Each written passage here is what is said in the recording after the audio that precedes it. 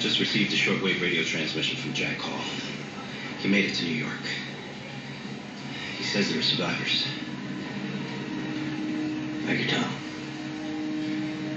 That's good news.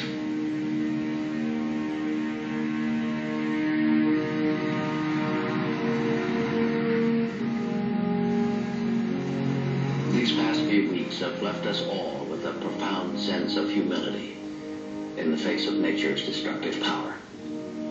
For years, we operated under the belief that we could continue consuming our planet's natural resources without consequence.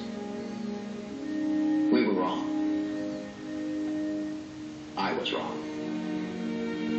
The fact that my first address to you comes from a consulate on foreign soil is a testament to our changed reality. Not only Americans, but people all around the globe are now guests in the nations we once called the Third World. In our time of need, they have taken us in and sheltered us. And I am deeply grateful for their hospitality.